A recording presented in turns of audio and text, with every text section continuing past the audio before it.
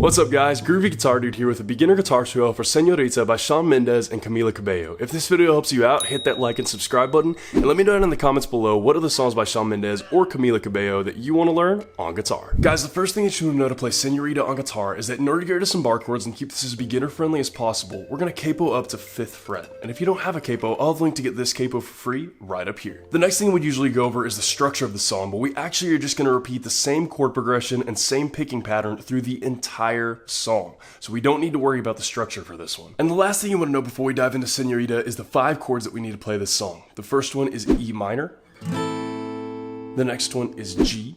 The next one is C. The next one is B minor 7. And the last one is D. And I'll have chord charts for all of those in the pinned comment below for those of you who need them. And with all that in mind, guys, let's dive into Señorita. Man, this is such a cool song. I'm so stoked to see these two doing music together, and I'm really excited to share this awesome guitar song with you guys. So like I said earlier, this song really is just one chord progression and one picking pattern repeated through the entire song. So first, let's take a look at that chord progression. First chord we're gonna have is E minor, and then we're gonna go to G, then C, and then we've got B minor 7 and D. And notice that B minor 7 and D have stars next to them. And the reason that those have stars next to them is because we're only playing those chords for a half measure. If you don't know what that means, all that means is that we're playing those chords for half as long as we play all of the non-starred chords. So that'll make a little bit more sense whenever we get into our picking pattern in just a second, but that's what that means. So again, with our picking pattern, there's one thing we need to talk about before we dive in, and that's bass notes. If you don't know what a bass note is, it's just the lowest note of whatever chord you're playing. We'll use some of those in this song, so I want to make sure that you guys know what that means whenever we come up to it. So the bass notes for each chord that we're using on this song are this. For our E minor chord, it's going to be our low E string. For our G chord, that's also going to be on our low E string. For our C chord, that's going to be on our A string. For our B minor 7 chord, that's also going to be on our A string. And then lastly, our D chord, that's going to be on our D string. And those are your bass notes for this song, so when we come up to bass notes in just a second, you'll know what that means. So let's take a look at this picking pattern. We're going to start here using our E minor as our example. So what we're going to do is we're going to have a bass note, and then we're going to pick our G, B, and high E strings at the same time. Just like that. So we're going to go bass note, G, B, E. Just like that. And then we're going to go back to bass note, and we're going to pick our bass note twice. So we'll go just like that, and then we're going to pick G, B, high E again. And that is it, guys, and we're going to do that twice for each non-starred chord. So for our E minor, for example, we've got, and we repeat, and then we switch. So we'll kind of walk through our chord progression here with that picking pattern. We'll go to G, and we'll go same exact thing. We're going to go bass note, G, B, E, bass note, G, B, E, and then repeat. And then we go to our C, same exact thing, but we switch our bass note here. So we go bass note, G, B, E, bass note, G, B, E, and then we repeat that. And then here's where it switches just a little bit. So now we're to that B minor 7, which again is the first half measure chord. All we're going to do is instead of playing that picking pattern twice, we're just going to play it once for the starred chords. So B minor 7 will go bass note, G, B, E, bass note, G, B, E, and then we'll switch right away to that D. And then same thing for that one. Again, we're only playing through that picking pattern once instead of the twice that we were for the non-starred chords. So we've got bass note, G, B, E, bass note, G, B, E. And then we switch and repeat that. And that actually just repeats through the entire song. That chord progression with that picking pattern repeats through the whole entire song. Now I know what you guys are gonna say. There is a little bit of other things in there. There's a little bit of lead licks and things like that are being played on electric guitar. There's obviously a bass line that's being played throughout that as well. We're not covering that in this lesson. We're just covering the acoustic guitar that's being played in this. I might come back and do some tabs on that that little lead part that kind of plays a couple of times throughout the song, but we're really just focusing on the acoustic guitar for this one. And that's it, guys. This is actually, it sounds way more complicated than it is, and it is a tricky finger picking song. So if you're not really experienced with finger picking, this might be a little bit difficult, but this is actually a fairly good song to start finger picking with because, again, it's just that simple chord progression the whole way through. And the picking pattern, it's a little bit tricky to get your hands on and just kind of like get your fingers used to, but once you get it down, again, it just repeats through the whole song. So kind of once you get it down once, you just got to be able to repeat it over and over and over again. It's a cool picking pattern. It's a really cool song. I really like guitar parts like this one. So guys, what we're going to do is I'm going to play through this a couple of times very slowly first, through all the way through the chords, all the way through the picking pattern, all that. A couple times really slowly first so you can see exactly what's going on, make sure you got it down and stuff.